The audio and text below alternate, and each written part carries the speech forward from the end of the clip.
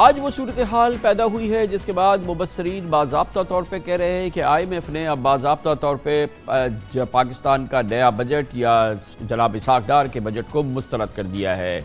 पाकिस्तान में IMF की resident chief Easter Perez ने कल अपने एक बयान में वफाकी बजट पे हुकूमती तजावीज़ पर शदीद एतराज़ात उठाए, जिस पर आज वज़ीर ख़जाना इसाक डार फिर गुस्से में आ गए और एक बार फिर IMF पर चढ़ दौड़े।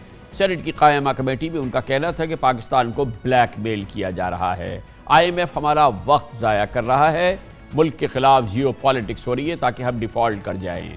इसाक डार ने कहा कि पाकिस्तान एक खुद मुख्तार मुल्क है, IMF की तमाम बातें नहीं मानी जा सकती। डार साहब ने कहा कि IMF के साथ या IMF के बगैर पाकिस्तान को कुछ नहीं होगा। उनका कहना था कि IMF चाहता है कि हम किसी भी शोबे में बिल्कुल टैक्स इस्तिस्ना ना दें, जबकि हमें पता है कि कहाँ से कितना टैक्स इकट्ठा करना है।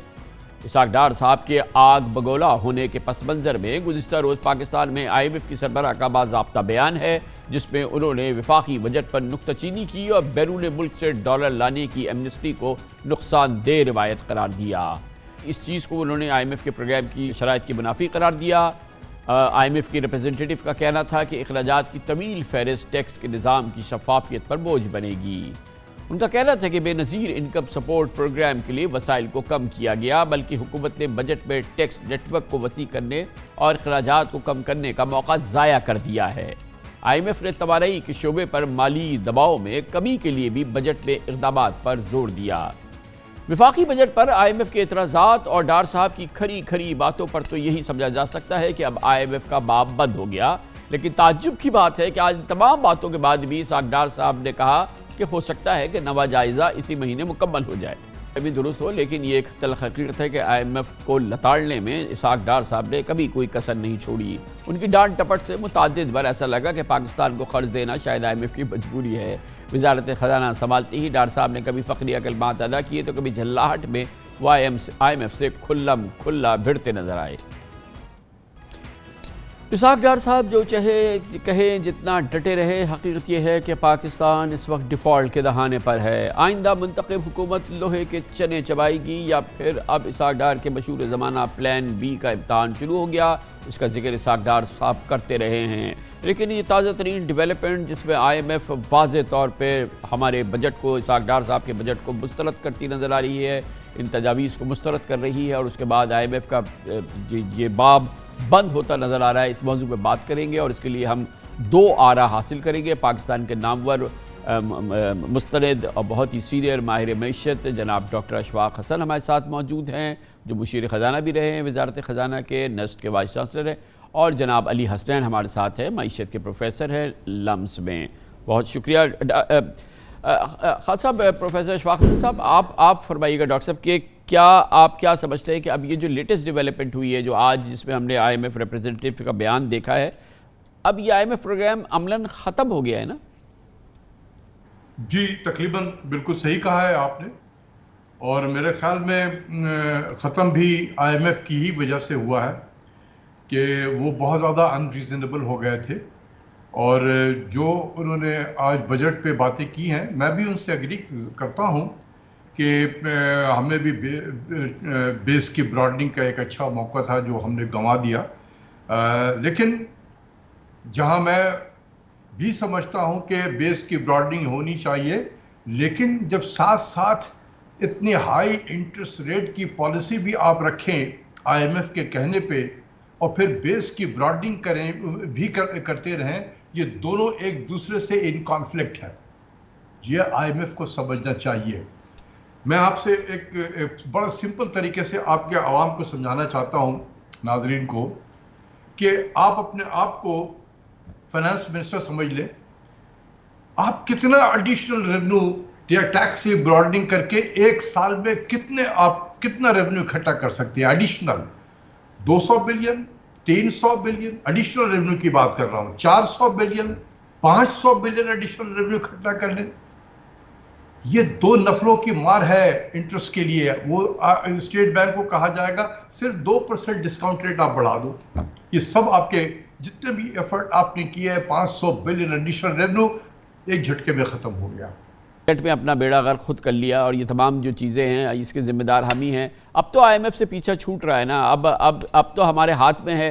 अब हमें क्या करना चाहिए, अब क्या होगा आगे चल के? सिर्फ राह पे डाला नहीं है कामरान खान साहब, सिर्फ राह पे डाला नहीं है। मैं आपको जो मैंने अभी लेटेस्ट अपनी कैलकुलेशन की है वो आपके सामने रखना चाहता हूँ। वॉर एंड टेरर हमने 13 साल लड़ी है, 2001 से 2014।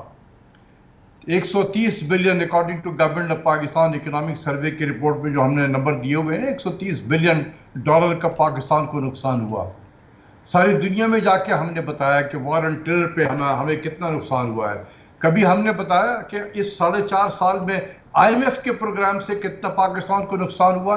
135 बिलियन डॉलर। वॉर 13 साल के वॉर एंड टेरर एक तरफ और 4.5 साल का आईएमएफ का प्रोग्राम एक तरफ। कभी हमने बताया है दुनिया को जाकर? तो ये इतना इस तरीके से किसी भी मुल्क डॉक्टर साहब, अब तो जान छूट गई ना, अब तो जान छूट गई है। अब ये चले, ये अब छुटकारा हो गया ना। अब कहाँ आईएमएफ का प्रोग्राम बहाल होगा? अब हमारे हाथ में, हम कर ले।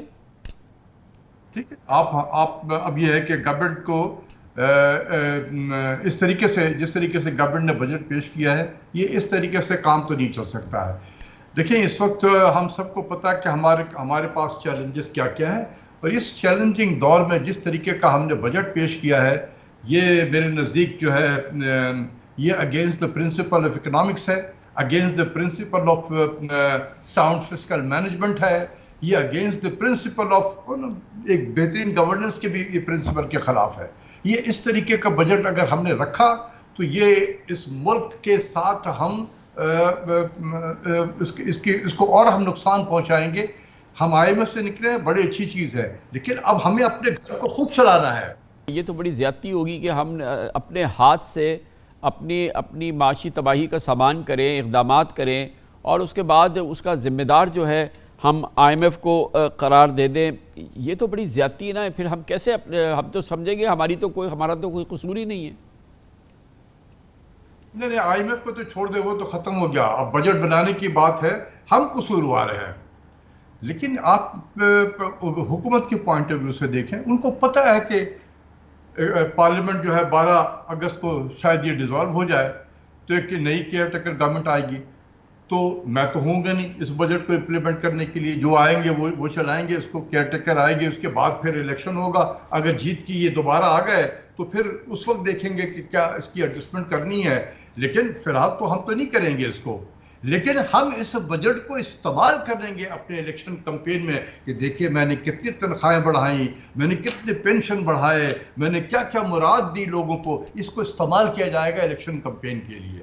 तो ये सियासत हमें इस वक्त जो है, डॉक्टर साहब देखें ना, आखिर ये हमें आईएमएफ ने कहा है कि हम अपने ज़राअत के शोबे को बिल्कुल टैक्स ना करें, अरबों खरबों की कमाई को किसी सूरत से डॉक्यूमेंट ना करें, हम अपने होलसेल सेक्टर को, अपने आड़ती माफिया को डॉक्यूमेंट ना करें, उनसे 1 रुपए का हम टैक्स ना लें। ये हमें आईएमएफ ने कहा है कि जो बेचारे टैक्स देने वाला एक छोटा सा सेक्टर है उसको हम जो है उसको निचोड़ दें, उसी का 12 से 15% कर दें, क्योंकि वो बाकायदा डॉक्यूमेंटेड है, वो पीओएस के थ्रू जो है वो टैक्सेशन होती है। और क्या ये आईएमएफ ने कहा है कि हम जो है वो जो हमारे यहाँ मल्टीनेशनल काम कर रही हैं उनको हम अपने मुनाफे मुंतकिल ना करने दें? और क्या ये आईएमएफ ने कहा है कि जो हमारे बिल्कुल सबसे ज़्यादा सख्त टैक्स देने वाली बड़ी बड़ी इंडस्ट्रीज़ है उनका टैक्स जो है वो अब इतना कर दे कि वो तकरीबन 60% टैक्स दे, और अगर वो 15% उसके डिविडेंड पे भी टैक्स मिल रहा है दे रहे हैं तो वो 75% टैक्स हो जाए, और इस तरह से हम अपनी टैक्स टू जीडीपी रेशो को 8% से भी नीचे ले जाएं। इसमें आईएमएफ कहाँ से आ गई? ये तो हम अपने हाथ से अपनी मईशत का गला घोट रहे हैं ना डॉक्टर साहब। देखिए कामरान खान साहब, ये कोई हम आईएमएफ के प्रोग्राम में नहीं रह के ये पहला बजट नहीं आ रहा। जब हम आईएमएफ के प्रोग्राम में भी रहे हैं, हम तो this is the 35th year, 35 साल से हम आईएमएफ में हैं। तो 35 साल से आईएमएफ ने क्या किया था? कभी कहा उसने कि आप ज़राअत पे टैक्स लगाओ, ज़राअत के इनकम पे टैक्स लगाओ, फलां पे करो, जो आज हमें बता रहे हैं? ये पहले क्यों नहीं कहा उन्होंने? 35 साल सोते रहे, सिर्फ बिजली और गैस की कीमतें बढ़ा कर मुल्क की मैशत को तबाह किया। कभी कोई रिफॉर्म की बात की है? क्या प्राइस बढ़ाना इसको हम रिफॉर्म कहते हैं? या प्रोसेस में बेहतरी लाने को रिफॉर्म कहते हैं। डॉक्टर साहब फरमाइए, क्या कलीदी इकदाम करने हैं? अब ये IMF से तो छुटकारा, जैसे आपने कहा कि ये हमारे लिए तो बड़े परेशानी का बाइस था, चले वो तो छुटकारा हो गया, लेकिन अब क्या करना चाहिए फौरी तौर पे अगले चंद महीनों में? देखिए, जब ये तो नहीं कर सकते ना, ये वाले तो नहीं करेंगे, जो जो आएंगे वो करेंगे, उसको इसको रिवाइज करेंगे, इस बजट को बिल्कुल करने होंगे। आपको इंटरेस्ट रेट को कम करना होगा, 1% डिस्काउंट रेट आप कम करेंगे, आप 250 बिलियन बचा सकते हैं एक साल के अंदर में। आपको इतने ज्यादा टैक्स की ब्रांडिंग की जरूरत नहीं पड़ेगी। आप 2% 21% से आप 13-14% पे ले आए, 1 से 1.5 साल के अंदर में आप देखें कि कितने बिलियन आपके पास पैसे बच जाएंगे। क्या इंटरेस्ट रेट बढ़ाकर हम इन्फ्लेशन को कंट्रोल कर सकते हैं? हम पाकिस्तान जैसे मुल्क में ये बिल्कुल गलत है। हम भी पागलों की तरह काम करते हैं। हमारे स्टेट बैंक को भी समझ में नहीं आता कि भाई इन्फ्लेशन अगर इस मुल्क में है तो इसके सोर्स ऑफ इन्फ्लेशन क्या है? क्या ये एक्सेसिव डिमांड की वजह से है? ये सप्लाई साइड इश्यूज हैं। ये हमारे यहाँ मुल्क जो है सप्लाई साइड इश्यूज की वजह से है। इसके अलावा गवर्नमेंट की अपनी एडमिनिस्ट्रेट प्राइसेस हैं, जो बिजली की कीमत है, जो गैस की कीमत है, आप जब बढ़ाएंगे वो पास ऑन होगा। ये सारे कॉस्ट पुश इन्फ्लेशन है, तो इसका इंटरेस्ट रेट से क्या ताल्लुक है? लेकिन हम बढ़ा बढ़ाकर, चूंकि टेक्स्ट बुक में यही लिखा हुआ होता है, आमन्ना सदकना, वो सब बैठे हुए स्टेट बैंक में आपके शहर में, उनको कुछ समझ में नहीं आता कि हम कर क्या रहे हैं।